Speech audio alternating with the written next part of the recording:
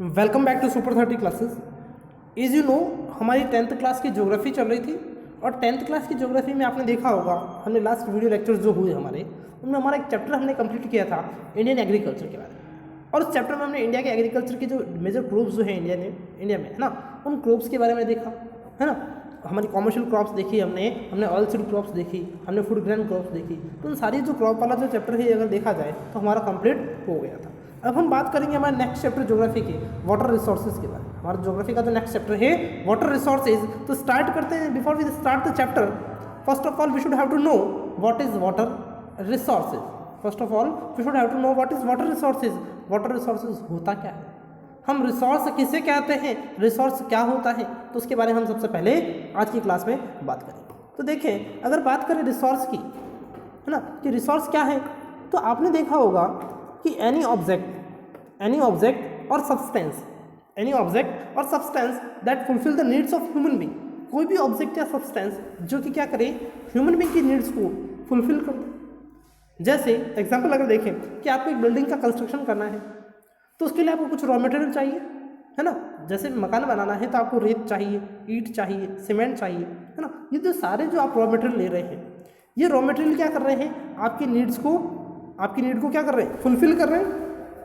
Before the, है ना, इससे पहले अगर देखा जाए तो वो सारे क्या थे, आपके लिए एक ऑब्जेक्ट थे। बट जब उन्होंने आपकी नीड को फुलफिल कर दिया, वो सारे ऑब्जेक्ट क्या बन जाएंगे, एक रिसोर्स बन जाएंगे। क्या बन जाएंगे, एक रिसोर्स। क्लियर। तो रिसोर्स क्लियर हो गया आपका कि रिसोर्स हम कहते किसको हैं, रिसोर्स को डिफाइन कैसे करेंगे, तो एनी ऑब्जेक्ट और substance that fulfill the needs of human being. Any object और substance that fulfill the needs of human being is known as resource. अब बात आती है कि सर वाटर भी रिसोर्स है क्या, तो obviously water is also resource. Water is also resource, water भी एक रिसोर्स है। क्यों, क्योंकि वाटर भी क्या करता है, हमारी नीड जो है उस नीड्स को क्या करेगा, फुलफिल करेगा। अगर हमें सर्वाइव करना है ना, तो हमें वाटर को तो बहुत, इट इज़ क्या वेरी कंपल्सरी एलिमेंट, बहुत ही कंपल्सरी हमारे लिए, है ना। तो so that we can say water is also a resource. इसलिए हम कह सकते हैं कि वाटर भी हमारे लिए क्या है, एक रिसोर्स है। तो देखिए, स्टार्ट करते हैं वाटर रिसोर्स वाले चैप्टर के बारे में। सबसे पहले देखिए water is the incomparable gift of the nature. Water जो है वो क्या है, आपने देखा होगा, it is in natural form. Water जो है it is a incomparable gift of nature. ये हमें जो है नेचर से मिला है। It is a natural gift, है ना, which provides base to all the activities on the earth. ये क्या करता है, अर्थ पे जितनी भी एक्टिविटी होती है उन सारी एक्टिविटीज़ को बेस प्रोवाइड करता है। क्लियर। आगे देखिए, necessity for socio economic development of any country. अगर किसी कंट्री का डेवलपमेंट करना है, चाहे वो सोशल डेवलपमेंट हो चाहे इकोनॉमिक डेवलपमेंट हो, water resources is a primary necessity. बहुत ही इंपॉर्टेंट थिंग है। अब ये सोशल डेवलपमेंट कैसे करता है या इकोनॉमिक डेवलपमेंट कैसे करता है, तो सोशल डेवलपमेंट तो वाटर कैसे कर देगा कि वाटर जो है ह्यूमन बीइंग की नीड्स को फुलफिल करता है, और जब ह्यूमन बीइंग की नीड्स फुलफिल होगी तो ऑटोमेटिक जो है हमारी सोसाइटी डेवलप होगी। बट बात आती है सर इकोनॉमिक डेवलपमेंट कैसे करता है, तो वाटर जो एक बहुत ही इंपॉर्टेंट रिसोर्स है और ये इकोनॉमिक डेवलपमेंट हमारा ऐसे करता है कि हम क्या करते हैं, आपने देखा होगा गवर्नमेंट जो है जो डिफरेंट रिवर्स होती है, बड़ी बड़ी जो रिवर्स होती हैं, उन रिवर्स पर क्या करती है, बहुत सारे hydro projects, hydro power plant stabilize करती है और उनसे गवर्नमेंट जो है इलेक्ट्रिसिटी प्रोडक्शन करती है, इरिगेशन के लिए वाटर सप्लाई करती है, ड्रिंकिंग वाटर सप्लाई करती है ना, वहाँ पर फिशरी का जो वर्क है वो कर सकती है। तो ये जो डिफरेंट वर्क करती है इन वाटर रिसोर्सेज के, जो वाटर के जो सोर्सेज हैं इनके थ्रू, तो इससे क्या होता है, गवर्नमेंट को कुछ ना कुछ अर्निंग होती है। और ऑब्वियसली जब अर्निंग होती है तो हमारी कंट्री की जब इनकम बढ़ेगी, इनकम इंक्रीज होती है, तो so that we can say it is an source of economic development. ये क्या है, हमारे इकोनॉमिक डेवलपमेंट का एक सोर्स हो सकता है। Clear. In the ancient time river valleys remain the places of development of human civilization. और अगर देखा जाए एंशिएंट टाइम की अगर बात करें हम पुराने समय की, तो हमारे जितने भी सिविलाइजेशन हुए, ह्यूमन सिविलाइजेशन जो हुआ, वो सारे कहाँ डेवलप हुए थे, on the valley of river bank, है ना। जो रिवर एरिया है, जो नदी वाला एरिया है, उनके साइड में ही उनके जो है ना, उनका बैंक जो है रिवर बैंक, वहाँ पर ही जितनी भी सिविलाइजेशन है वो सारी सिविलाइजेशन वहीं डेवलप हुई थी। चाहे आप इंडस की बात करें, इंडस वैली सिविलाइजेशन आपने नाम सुना होगा, तो वो इंडस वैली सिविलाइजेशन क्यों जाना जाता है, उसका नाम इंडस वैली क्यों रखा, क्योंकि वहाँ पर पहले एक रिवर जो है फ्लो करती थी, और रिवर कौन सी थी, इंडस रिवर, है ना, जिसको हम सिंधु रिवर भी कहते हैं। तो उसी रिवर के आसपास वाला जो एरिया था वहाँ पर हमारा सिविलाइजेशन डेवलप हुआ था, एंशिएंट सिविलाइजेशन वहाँ डेवलप हुआ था, है ना। आगे देखिए, water constitute 71% and land constitute 29% of total surface of the earth. अब हम बात करते हैं कि हमारी अर्थ पर जो है वाटर कितना है, कितनी है ना क्वांटिटी में प्रेजेंट है वाटर। तो अगर आपने देखा होगा कि जितने भी प्लेनेट है हमारे वर्ल्ड में, है ना, हमारे जो जितने भी प्लेनेट है उसमें हमारा जो अर्थ जो है, अर्थ को हम एक ब्लू प्लेनेट कहते हैं। क्यों कहते हैं? कि यहाँ पर जो है वाटर अवेलेबल है। क्या है? वाटर यहाँ पर अवेलेबल है। बट उसमें से भी अगर देखा जाए जितना अवेलेबल वाटर है उसमें से मोस्ट ऑफ द वाटर जो कहाँ है? ओशियंस में। कहाँ है? ओशन में है ना। तो वो जो वाटर है वो कैसा है? सैलाइन वाटर है ना। वो सैलाइन वाटर है, खारा पानी है, और it is not for our use, वो हमारे लिए यूज़ नहीं आता है, वो किसी काम का नहीं है ना। मोस्ट ऑफ द वाटर है जो सैलाइन वाटर है ओशन में है, और वो हमारे किसी यूज़ का नहीं है। देखें आप, अब हम बात करें हमारे अर्थ की, प्लेनेट अर्थ है ना, अर्थ की, तो अर्थ सरफेस पे अगर देखा जाए तो वाटर कंस्टिट्यूट्स 71%। टोटल कितना पानी है हमारे अर्थ पे अगर देखा जाए तो 71% जो पार्ट है वो किससे कवर्ड है? It is covered by earth, sorry water. हमारे अर्थ का जो 71% पार्ट है it is covered by water, and 29% जो पार्ट है हमारे अर्थ सरफेस का it is covered by land constitutes. किससे कवर है? लैंड पार्ट से। देखो 71% पार्ट जो है हमारी अर्थ पर वाटर है, और 29% जो है वो क्या है? लैंड पार्ट है। क्लियर? अब ये जो 71% हमने वाटर देखा, दैट मीन्स हमारे अर्थ पर जितना भी पानी है, जितना भी वाटर है, उसमें से भी अगर बात करें out of the total water resource available on the अर्थ, यानी जितना भी वाटर रिसोर्सेज हमारे अर्थ पर अवेलेबल है, 97% of this water exist in the form of saline water in the oceans. यानी दैट मीन्स अर्थ पे जितना भी पानी अवेलेबल है, जितना भी वाटर अवेलेबल है, उसमें से 97% पार्ट जो है हमारे अर्थ का, हमारे वाटर का, it is in the saline form. वो किस फॉर्म में है? सैलाइन फॉर्म में है। दैट मीन्स वो पानी कैसा है? खारा पानी है। It is in saline form in the oceans. और कहाँ पर है वो सारा पार्ट? हमारे ओशियंस में है। And the remaining 3% is usable fresh water. और जो रिमेनिंग 3% पार्ट है, हमने देखा कि हमारे अर्थ सरफेस पर जितना भी वाटर है उसमें से 97% पार्ट सैलाइन वाटर है। कहाँ पर है? ओशियंस में। और जो रिमेनिंग 3% पार्ट है, remaining 3% is usable fresh water. वो कैसा वाटर है? बिल्कुल फ्रेश वाटर है और यूजेबल वाटर। अब आप सोच लें कि वाटर कितना अवेलेबल है ना। तो ओनली 3% वाटर जो है हमारी अर्थ सरफेस का is only usable and fresh water. अब देखिए, अब ये जो यूजेबल फ्रेश वाटर आपने देखा 3% है, इसमें से भी अगर देखा जाए यानी जितना पानी हम यूज़ करते हैं जो हमारे यूज़ के लिए अवेलेबल हो सकता है, उसमें से भी अगर बात करें तो out of this usable water 69% of this water remains in ice. इसमें से भी अगर देखा जाए तो हमारा 69% पार्ट जो है वाटर का it remains in ice in the form of glaciers, है ना। ये आइस में रहता है, आइस फॉर्म में है, दैट मीन्स ग्लेशियर के फॉर्म में है। And 30% in the form of underground water. देखो टोटल जो वाटर यूजेबल हमारे पास अवेलेबल है उसमें से 69% जो है ग्लेशियर के फॉर्म में है, आइस फॉर्म में है। Clear? 30% water in the form of underground water. और 30% वाटर कैसा है हमारा? अंडरग्राउंड वाटर है। And the remaining 1% of water is used by man, है ना। जो रिमेनिंग 1% पार्ट है it is used by man for the drinking purpose, irrigation and other economic activities. ये जो रिमेनिंग 1% वाटर, अब देखो कितना जो है बहुत ही कम वाटर जो है हमारे पास अवेलेबल है। हमने देखा कि अर्थ सरफेस पे अगर बात करें 71% पार्ट जो है वो वाटर से कंसिस्ट है, और 29% जो है it is constitutes by land part. अब जो वाटर है टोटल अर्थ पे 71% हमने देखा, उसमें जो टोटल वाटर में से अगर बात करें तो हमारा 97% जो है सैलाइन वाटर है इन the form of ocean, water. इस 3% वाटर जो हमारे पास यूजेबल है उसमें से भी अगर बात करें तो 69% फॉर्म ऑफ ग्लेशियर्स और is in the form of ice. वो जो है ग्लेशियर के फॉर्म में है, आइस के फॉर्म में। 30% water is in the form of underground water. 30% जो है हमारा अंडरग्राउंड वाटर है। And the remaining 1% water is used by man. और जो रिमेनिंग 1% वाटर है is used by man for the drinking purpose and for the purpose of irrigation and other economic activities. Clear हो गया? आगे देखिए साहब, according to the water resource ministry of government of India, हमारी जो water resources ministry है हमारी government of India की, that says availability of total usable water in India is 1869 billion cubic metre. हमारे पास जो है अवेलेबल वाटर कितना है? टोटल यूजेबल जो अवेलेबल वाटर है इंडिया में वो है 1869 बिलियन क्यूबिक मीटर वाटर है। Out of which only 1123 billion cubic metre is used. जिसमें से जो हमारे पास हमने देखा कि 1869 जो है क्यूबिक बिलियन वाटर हमारे पास अवेलेबल है, उसमें से भी अगर बात की जाए तो 1123 बिलियन क्यूबिक मीटर वाटर जो है it is used by us, हमारे द्वारा यूज होता है।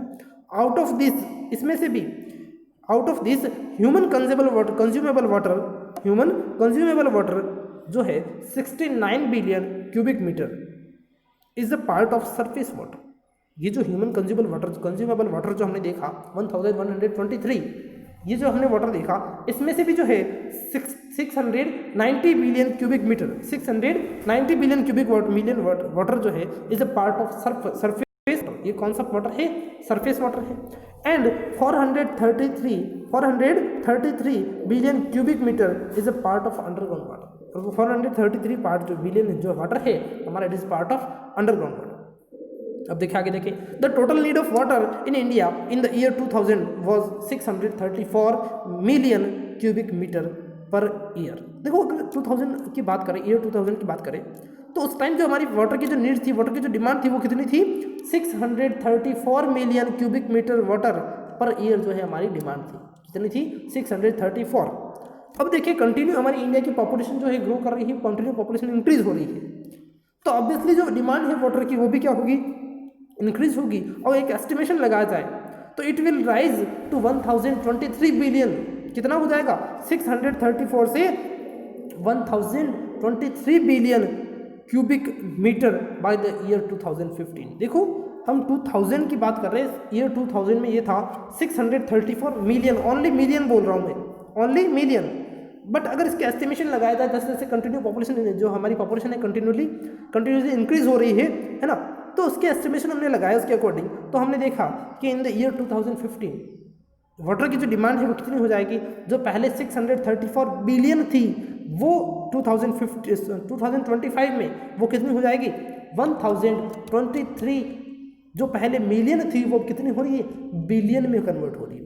1023 बिलियन क्यूबिक मीटर जो है डिमांड इंक्रीज होगी। और तो ऑब्वियसली आप देख रहे हैं वाटर एक बहुत ही कम क्वांटिटी में अवेलेबल है हमारे पास, बट इंक्रीजिंग पॉपुलेशन के कारण पॉपुलेशन इंक्रीज हो रही है, तो वाटर की जो डिमांड है वो भी कंटिन्यू इंक्रीज होती जा रही है। और हमने यहाँ पर कुछ एस्टिमेशन भी देखे कि एस्टिमेशन जो है वो पहले 634 मिलियन क्यूबिक मीटर वाटर की डिमांड थी 2000, जो कि पॉपुलेशन इंक्रीज होने के कारण उसका एस्टिमेशन अगर देखा जाए तो 2025 में वो हो जाएगी 123 मिलियन क्यूबिक मीटर जो है डिमांड इंक्रीज हो जाएगी। आगे देखें, the proper management and conservation of water has become essential due to the pressure on the water resources because of the rapid growth in population and global warming। देखो कि continue जो है population increase हो रही है, population grow कर रही है, और जो ग्लोबल वार्मिंग की जो सिचुएशंस है उस कंडीशन को देखते हुए हमारे लिए क्या जरूरत है कि the proper management and conservation of water. हमें क्या करना है? वाटर का जब प्रॉपर मैनेजमेंट करना है, प्रॉपर वे से उसको यूज़ लेना है, और उस वाटर को क्या करना है? कंजर्व करके रखना है। It has become essential. ये क्या है? ये हमारे लिए बहुत ज़रूरी हो गया है। वाटर को कंजर्व करना, वाटर को टोटली मैनेज करना हमारे लिए बहुत ही कंपल्सरी हो गया। It has become essential. क्यों इसेंशियल हुआ है? Because of increasing population and the problem of global warming की प्रॉब्लम के कारण, इंक्रीजिंग पॉपुलेशन की प्रॉब्लम्स के कारण जो है वाटर की डिमांड कंटिन्यू इंक्रीज होती जा रही है, और वाटर के जो रिसोर्सेज है उनकी जो क्वांटिटी है बहुत ही लिमिटेड है। So that we have to need we are required to, है ना, we are required to conserve the water sources and we have to, है ना, it is essential for us to manage the water properly. Clear? आगे देखिए, बात आती है water management की। जब हमने बात की कि इतनी सारी पॉपुलेशन जो है इंक्रीज हो रही है, तो हमें वाटर को मैनेज करना जरूरी है, हमें वाटर को कंजर्व करना जरूरी है। तो हम बात करते हैं वाटर मैनेजमेंट की, कि वाटर मैनेजमेंट के लिए हमारी गवर्नमेंट ने क्या क्या एफर्ट किए, किस प्रकार से हम वाटर को मैनेज कर सकते हैं।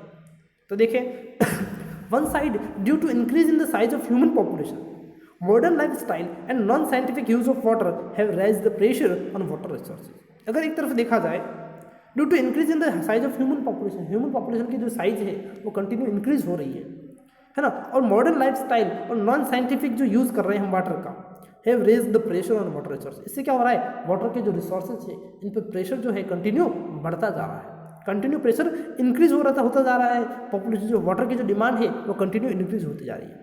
On the other side, the maximum amount of rain water reaches to the oceans through surface flow by rivers without its proper utilization। और अगर दूसरी तरफ देखा जाए, on the other side, the maximum amount of rain water, हमारा जो rain water का जो मैक्सिमम अमाउंट है ना, maximum amount of rain water reaches to the ocean। कहाँ जा रहा है?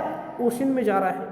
Through surface flow by rivers without its proper utilization, उसका कोई यूज़ भी नहीं हो रहा है। आपने देखा होगा रेन वाटर जो है, एक्चुअली जो रिवर जो फ्लो करती है, रिवर वाटर जो है वो कैसा होता है, यूजेबल होता है, ड्रिंकेबल वाटर होता है, बट उसका हम प्रॉपर यूटिलाइजेशन नहीं कर रहे हैं, उस वाटर को हम प्रॉपरली यूटिलाइज नहीं कर रहे हैं, यूज़ नहीं कर रहे हैं। इसलिए हमारा जो रेन वाटर जो है रिवर्स के थ्रू फ्लो होकर कहाँ वेस्ट हो रहा है, हमारे ओशंस में वेस्ट हो रहा है। क्योंकि आपने देखा होगा कि ओशंस जो है ना, ओशियंस जो है उनका वाटर जो है वो सैलाइन वाटर होता है, और जब रिवर का जो वाटर उसके अंदर मिल जाता है तो वो वाटर भी कैसा हो जाएगा, सैलाइन हो जाएगा, और it is not usable for us, वो जो है हमारे लिए किसी काम का नहीं रहेगा। तो हमें क्या करना है, इस वाटर को एक साइंटिफिक वे से हम इस वाटर को मैनेज करना ज़रूरी है। देखिए, in this situation it is dire need of the time to ensure the supply of water by adopting water management techniques. तो ऐसी सिचुएशन में इट इज़ डायर नीड, ये हमारे लिए बहुत ही कंपल्सरी हो गया है ऑफ द टाइम, इस टाइम के साथ साथ to ensure the supply of water by adopting water management techniques. हमें क्या करना है, वाटर मैनेजमेंट की बहुत सारी जो है न्यू टेक्नोलॉजी जो है, न्यू टेक्निक्स है, उनको अडॉप्ट करने की हमारी क्या है, हमें ज़रूरत है।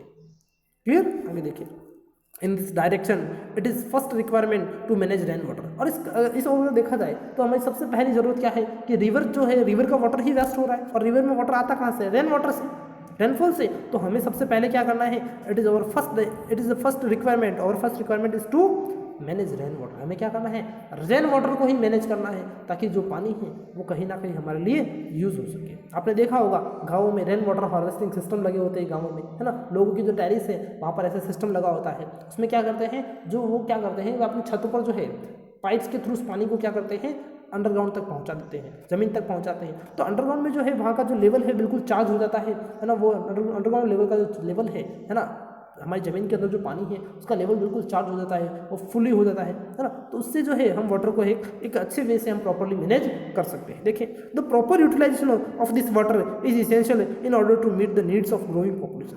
अभी जो पॉपुलेशन कंटिन्यू इंक्रीज हो रही है, इस ग्रोइंग पॉपुलेशन की नीड्स को कंप्लीट करने के लिए, फुलफिल करने के लिए हमें वाटर का जो है प्रॉपर वे से यूटिलाइजेशन करना बहुत ही ज़रूरी है।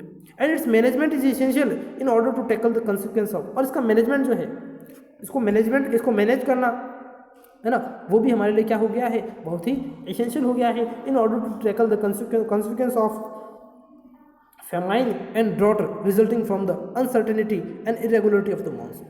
इसका जो है वाटर का मैनेजमेंट इसलिए ज़रूरी हो गया है कि अगर हम इसको मैनेज नहीं करेंगे तो क्या होगा, हमारे सामने फेमाइन एंड ड्रॉट की जो सिचुएशन है वो जनरेट हो जाएगी। हमारा रिजल्ट जो है इसका, अगर वाटर मैनेजमेंट नहीं करेंगे, है ना, एडिक्वेट वे से इसका यूज़ नहीं करेंगे, तो एक कंडीशन ऐसी आ जाएगी जब वाटर के हमारे लिए जो है एक बहुत ही बड़ी प्रॉब्लम इज अ रिजल्ट हमारे सामने आएगी, और वो होगी famine and drought from the uncertainty and irregularity of the monsoon. आपने देखा होगा कि हमारा इंडिया का जो मानसून है वो भी अनसर्टेन है ना, एंड इरेगुलर है, उसके कारण हमारे इंडिया में ड्रॉट एंड फेमाइन की सिचुएशन जो है वो जनरेट होती रहती है।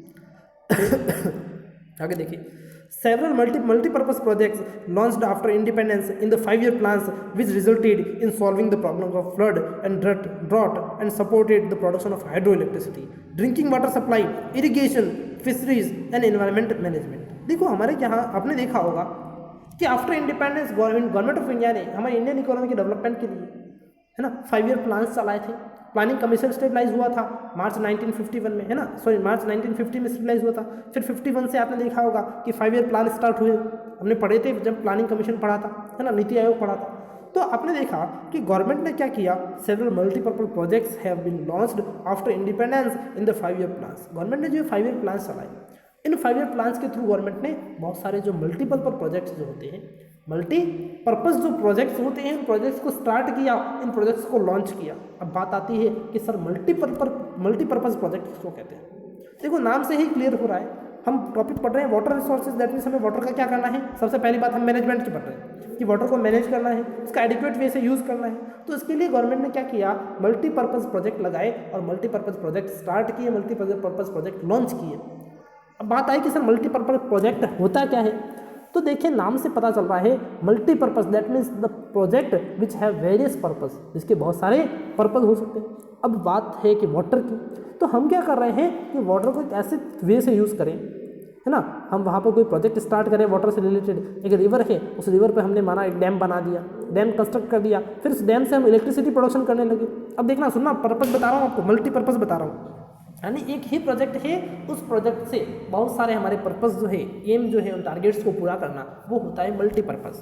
अब मल्टीपर्पज़ में कौन कौन से एम है? फर्स्ट इलेक्ट्रिसिटी प्रोडक्शन, हम जो है एक डैम कंस्ट्रक्ट कर दिया हमने रिवर के ऊपर, है ना, और हमने क्या कर रहे हैं, इलेक्ट्रिसिटी प्रोडक्शन कर रहे हैं। उसी डैम से हम जो है ड्रिंकिंग वाटर सप्लाई कर रहे हैं, उसी डैम से हम इरिगेशन के लिए वाटर सप्लाई कर रहे हैं, उसी डैम से हम फिशरी जो है वो वर्क कर रहे हैं। तो ऐसे बहुत सारे जो हमारे जो टारगेट्स है उनको फुलफिल कर सकते हैं किसी एक प्रोजेक्ट से। तो वो जो प्रोजेक्ट है वो प्रोजेक्ट क्या होगा अपना? मल्टीपर्पज़ वाटर और हाइड्रो प्रोजेक्ट्स को कहते हैं। तो ये जो प्रोजेक्ट है कब लॉन्च हुए थे? हमारे 5 ईयर प्लान्स के थ्रू लॉन्च हुए। क्लियर? आगे देखें। अब ये जो 5 ईयर प्लान्स के थ्रू हमारे मल्टीपर्पज़ प्रोजेक्ट लॉन्च हुए, इन प्रोजेक्ट से which resulted in solving the problems of flood and drought. इनसे क्या हुआ कि हमारे इंडिया में जो फ्लड एंड ड्रॉट की जो प्रॉब्लम थी, बाढ़ और सूखे की, है ना, अकाल की जो प्रॉब्लम थी, वो कहीं ना कहीं जाकर कम भी हुई है, कहीं ना कहीं जाकर उस प्रॉब्लम का हमारे पास सॉल्यूशन भी अवेलेबल हुआ है। And supported the production of hydro electricity, और इन प्रोजेक्ट से, मल्टीपर्पज प्रोजेक्ट से हमें क्या सपोर्ट मिला? In the production of hydro electricity. इनसे हाइड्रो इलेक्ट्रिसिटी प्रोडक्शन अब होने लगा, है ना, ड्रिंकिंग वाटर सप्लाई होने लगी, इरिगेशन के लिए जो है वाटर अवेलेबल होने लगा, फिशरीज के लिए वाटर अवेलेबल होने लगा, हम फिशरीज से रिलेटेड एक्टिविटी लोग करने लगे, एंड एनवायरमेंटल मैनेजमेंट, और हमारा एनवायरमेंट जो है वो क्या होने लगा? इनसे, इन मल्टीपर्पज प्रोजेक्ट से एनवायरमेंट हमारा मैनेज होने लगा। क्लियर? देखें, the first prime minister of India Pandit Jawaharlal Nehru called this multipurpose project is the temples of modern India. और हमारे इंडिया के जो फर्स्ट प्राइम मिनिस्टर थे मिस्टर जवाहरलाल नेहरू, उन्होंने इन मल्टीपर्पज प्रोजेक्ट जो है, हमने अभी देखी, मैंने आपको बताया मल्टीपर्पज प्रोजेक्ट क्या होते हैं, इन प्रोजेक्ट्स को जो है इनको क्या कहा? The temples of modern India. Jawaharlal Nehru the first prime minister of India जो थे, उन्होंने इन मल्टीपर्पज प्रोजेक्ट्स को क्या कहा? The temples of modern India. हमारे इंडिया, मॉडर्न इंडिया के जो है टेम्पल्स बताया है। आधुनिक भारत के मंदिर कहा है? किनको? इन मल्टीपर्पज प्रोजेक्ट्स को। In India this projects are run by state and central government. और इंडिया में जो प्रोजेक्ट है they are run by state government and as well as central government. State government भी इनको रन करती है और सेंट्रल गवर्नमेंट भी इनको रन करती है। The execution of important projects such is Bhakra Nangal. अब कुछ इंपॉर्टेंट प्रोजेक्ट्स दे रखे हैं जिनका एग्जीक्यूशन, दैट मीन्स उसका, है ना, कंट्रोल एंड रेगुलेशन किसके पास है, उसके बारे में बात कर रहे हैं। तो कुछ प्रोजेक्ट दे रखे हैं, like is Bhakra Nangal project, Rihand project, Damodar project, Hirakud project, ये कुछ प्रोजेक्ट हैं आपके, है ना, मल्टीपर्पज प्रोजेक्ट हैं। Kosi project, Tehri is being done by central government. ये जो प्रोजेक्ट्स बताए मैंने आपको, जैसे भाखड़ा नांगल है, रिहंद है, टिहरी है ना, कोसी है, तो ये जो हमारी सेंट्रल गवर्नमेंट चलाती है। अब बात करते हैं कि सर स्टेट गवर्नमेंट भी कोई प्रोग्राम चलाती है क्या, कोई मल्टीपर्पज प्रोजेक्ट लॉन्च करती है? तो ऑब्वियसली यस। देखिए कौन कौन से। The Chambal project in Rajasthan. अब देखो हमारा राजस्थान में एक प्रोजेक्ट चलता है चंबल प्रोजेक्ट। कौन सा प्रोजेक्ट? चंबल। तो चंबल रिवर जो है हमारे राजस्थान में फ्लो होती है, उस रिवर पर हमने क्या कर दिया, है ना, डैम बना दिए, डैम कंस्ट्रक्ट कर दिया, और उस रिवर से हम जो डैम के थ्रू हम जो है वो हमारे जो मल्टीपर्पज प्रोजेक्ट जो है वो स्टार्ट कर दिया उस पर। दैट मीन्स हमने वहाँ पर हाइड्रो इलेक्ट्रिसिटी प्रोडक्शन करने लगे, हम इरिगेशन के लिए वाटर अवेलेबल कराने लग गए, हम ड्रिंकिंग वाटर सप्लाई अवेलेबल करने लगे। तो ऐसी बहुत सारी एक्टिविटीज़ वहाँ पर होने लगी। अब ये जो प्रोजेक्ट, जैसे राजस्थान में ये मल्टीपर्पज प्रोजेक्ट देखा जाए राजस्थान गवर्नमेंट का, तो पहला चंबल वैली, है ना, फिर देखिए नागार्जुन सागर प्रोजेक्ट जो है वो आंध्र प्रदेश का है, तुंगभद्रा प्रोजेक्ट आंध्र प्रदेश एंड कर्नाटक, दोनों जॉइंट प्रोजेक्ट है आंध्र प्रदेश एंड कर्नाटक का। फिर सरदार सरोवर प्रोजेक्ट, बहुत ही इंपॉर्टेंट प्रोजेक्ट है, आपने नाम भी सुना होगा सरदार सरोवर प्रोजेक्ट का। गुजरात में एक रिवर फ्लो होती है जिसका नाम है नर्मदा रिवर। कौन सा रिवर? नर्मदा रिवर, आपने नाम सुना होगा। और इस नर्मदा रिवर पर एक डैम बना हुआ है और डैम का नाम है सरदार सरोवर डैम। कौन सा? सरदार सरोवर डैम। और ये डैम इसलिए फेमस है क्योंकि अभी आपको पता होगा कि वर्ल्ड की सबसे बड़ा स्टैचू, है ना, वर्ल्ड की सबसे बड़ी मूर्ति अगर देखी जाए तो इसी सरदार सरोवर डैम पर हमारे इंडिया में गुजरात में बनी हुई है द स्टैचू ऑफ यूनिटी।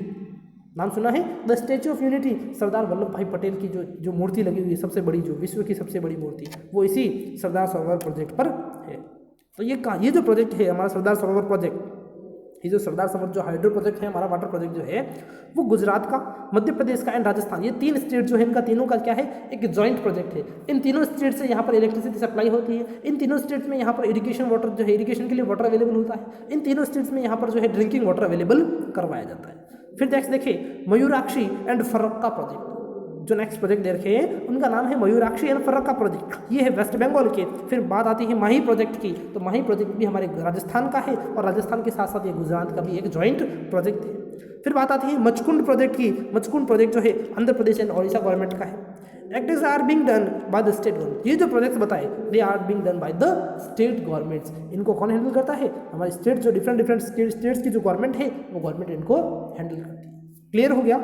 तो आज की क्लास में हमने जो है first of all water management के तरीके देखे, वाटर मैनेजमेंट के लिए हमारी गवर्नमेंट ने कौन से एफर्ट किए उनके बारे में बात की, और फिर हमने देखा कि ये मल्टीपर्पज़ प्रोजेक्ट जो लॉन्च किए इनको कौन हैंडल करता है। हमने देखा पहले सेंट्रल गवर्नमेंट के कुछ प्रोजेक्ट देखे, फिर कुछ स्टेट गवर्नमेंट्स के प्रोजेक्ट के बारे में हमने देखा। क्लियर? कल की क्लास में अगर पॉसिबल हुआ तो मैं आपको मैप के थ्रू एक एक जो प्रोजेक्ट दे रखे हैं आपके, जैसे आपकी क्लास में आपके चैप्टर में भाखड़ा नांगल प्रोजेक्ट दे रखा है, तो उसको मैप के थ्रू आपको एक्सप्लेन करने की कोशिश करूँगा। आज के लिए इतना ही। Thank you very much.